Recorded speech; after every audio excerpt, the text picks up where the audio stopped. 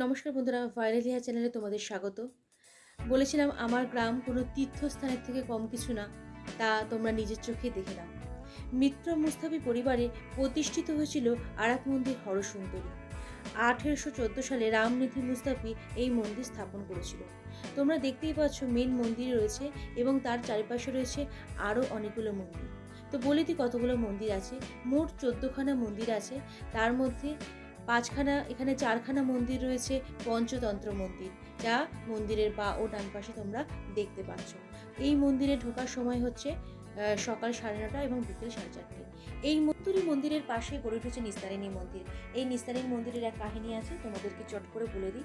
রামনিধি মুস্তাফির ভাই কাশীপতি মিত্র মুস্তাফি একসময় যক্ষা রোগে আক্রান্ত হয়েছিল এবং সেই সময় তিনি মায়ের স্বপ্নাদেশ পেয়েছিলেন যে মন্দির প্রতিষ্ঠা করতে হবে, এবং স্বপ্নাদেশ পেয়েই তিনি সুস্থ হয়ে এই মন্দির প্রতিষ্ঠা করেছিলেন।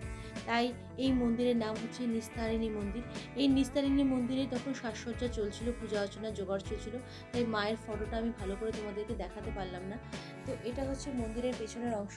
এই মন্দিরের পেছনের অংশ দিয়ে কিন্তু, পেছনের রাস্তা দিয়ে কিন্তু আমরা আরেক মন্দিরের দিকে এগিয়ে যাচ্ছি। তো কত সুন্দর গ্রামের পথ দিয়ে যাচ্ছি এবং নিচে রয়েছে গভীর পুকুর। হ্যাঁ, এই রাজাদের সময়, এই জমিদারদের সময় কিন্তু এই এক ঐতিহ্য ছিল, যে কোনো রাজবাড়ি বা জমিদারদের বাড়িতে কিন্তু পুকুর থাকবে। এটাই মন্দিরের পাশেও রয়েছে বড় এক পুকুর। তো এই পুকুরের পাশ দিয়ে চলে গেলাম আর এক মন্দিরে। দেখো কত সুন্দর এই জায়গাটা। এই মন্দিরেরও একটা অসাধারণ কাহিনী আছে, বলে দিই চট করে তোমাদেরকে। তো দেখছো যে বড় বটবৃক্ষটা, এই বটবৃক্ষ কিন্তু প্রাচীনকালের বটবৃক্ষ। আর এই বটবৃক্ষের তলায় সৌম্যকান্তি সাধক সিদ্ধি লাভ করেন এবং সিদ্ধি লাভ করার পর তিনি এই মন্দিরে চিন্ময়ী মূর্তি প্রতিষ্ঠা করেন। এই মূর্তি প্রতিষ্ঠার পরই মন্দির হয়ে ওঠে জাগ্রত ও প্রাণবন্ত। তো এই মন্দিরের কাহিনী তোমাদের কেমন লাগছে অবশ্যই আমাকে কমেন্ট করে জানাবে। ভিডিওটা ভালো লাগলে অবশ্যই শেয়ার করবে। আর তোমাদেরকে আমি অনুরোধ করব যে পারলে এই ছোট্ট গ্রাম, এই ছোট্ট পীঠস্থান একবার দর্শন করে যাও, তোমাদের মন ভরে উঠবে। ছোট্ট করে বলে দিই আর একটা কাহিনী। এই মন্দিরের পাশে রয়েছে, চড়া পড়ে গেছে। এই মন্দিরের পাশেই ছিল কিন্তু গঙ্গা। তখন চড়া ছিল না, তখন গঙ্গার জল বয়ে যেত এই মন্দিরের ঠিক পাশ দিয়ে। এই মন্দিরটা এতটাই মানে চড়া, নিচ থেকে এতটাই উঁচুতে, দেখে মনে হবে এই মন্দিরটা যেন পাহাড়ের কোনো একটা পাহাড়ে অবস্থান করছে। নিচে কত সুন্দর এখানকার জমি জায়গা দেখো।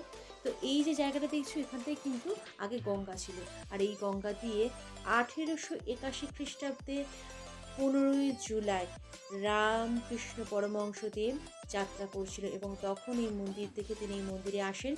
ওনার মানে পদধূলি আছে এই মন্দিরে। তাহলে ভাবতে পারছো কতটা মাহাত্ম্য রাখে এই মন্দির। প্রতি অমাবস্যাতে এখানে মাকে ভোগ নিবেদন করা হয়। তো তোমরা যদি কেউ আসতে চায় অমাবস্যা দেখে আসবে, মায়ের ভোগও তোমরা পেয়ে যাবে। তাছাড়াও এখানে কিন্তু মায়ের এই মন্দিরের প্রতিষ্ঠা দিবস পালন করা হয়।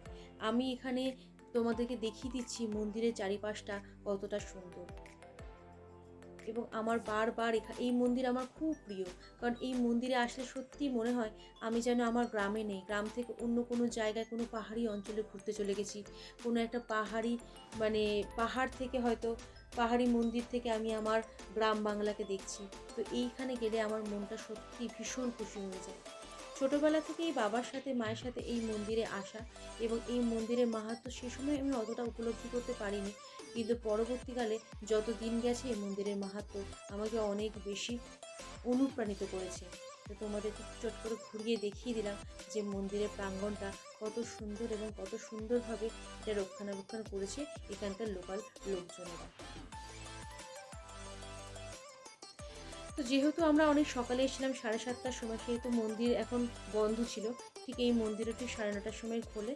তো যে আমরা মন্দিরের মায়ের দর্শন পাইনি, কিন্তু আমরা চলে যাব আর এক মন্দিরের দর্শনে।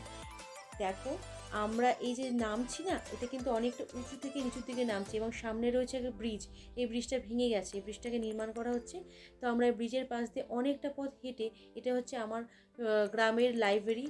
খুব কত সুন্দর দেখো। আর ঠিক লাইব্রেরির পাশে রয়েছে একটা ক্লাব, সেই ক্লাবটাও খুব সুন্দর। তাই জন্যই আমি দেখতে খুব সুন্দর লাগলো বলেই তোমাদেরকে এই ক্লাবের অংশটাও কিছুটা শেয়ার করে দিলাম।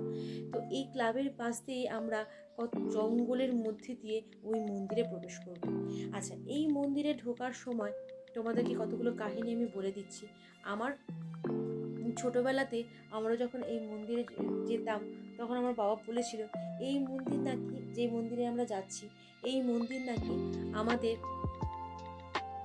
হুগলি জেলার সব থেকে প্রাচীন জগদ্ধাত্রী মন্দির, যেটা এই সেগুন বাগানের মধ্যে নির্মাণ করা হয়েছে।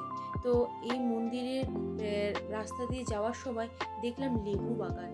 তো লেবু বাগানটা এত ভালো লাগলো, ওখানে এত সুন্দর সুন্দর লেবু ফলেছিল।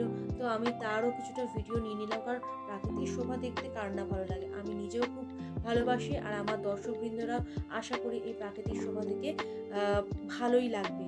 তো এই মন্দিরের সাথেও কিন্তু রয়েছে একটা পুকুর। আর এত রোদ, এত গরম লাগছিল আমার তখন, কিন্তু সবেমাত্র 8টা বাজে, তাতেই এত এরকম চড়া রোদ উঠে গেছে। তো এই মন্দিরের যে সামনে দেখবে একটা ছোট্ট তাল গাছ, এটা কিন্তু সেই আমি ছোটোবেলা থেকে এইরকমই দেখছি। হ্যাঁ, তো এইটা আমার খুব প্রিয়, মানে এই তাল গাছটার সাথে মন্দিরটাকে দেখতে আমার খুব ভালো লাগে। তা দেখছো কতটা সুন্দর জায়গা মন্দিরের আশেপাশে রয়েছে। তোমাদেরকে আর একটা কথাও বলে দিই, শীতকালে কিন্তু এখানে এসে বনভোজন অর্থাৎ পিকনিক করা যাবে। কিন্তু পিকনিক করতে গেলে কতগুলো নিয়মাবলী মানতে হবে, যেহেতু মন্দিরের সামনে, সেহেতু এখানে নেশাপান করা যাবে না। তো এই মন্দিরও তখন বন্ধ ছিল, 9টার সময় খুলবে বললো। দেখে নাও আমাদের প্রাচীন জগদ্ধাত্রী মন্দির। এবার বলো, আমার গ্রামকে নিয়ে আমি গর্ব অনুভব করবো না? এটা কি কোনো তীর্থস্থানের থেকে কম কিছু? এই যে নিম গাছটা, এটাও কিন্তু বহু প্রাচীনকালের নিম গাছ। তো তোমরা দেখে নাও যে কি লেখা আছে এখানে। আজকের ব্লগটা তোমাদের কেমন লাগলো অবশ্যই আমাকে কমেন্ট করে জানিও। পারলে আমার এই ছোট্ট গ্রামটা ঘুরে যেও, আমি তোমাদের বলছি ভালো লাগবে। আজকের মতো নমস্কার।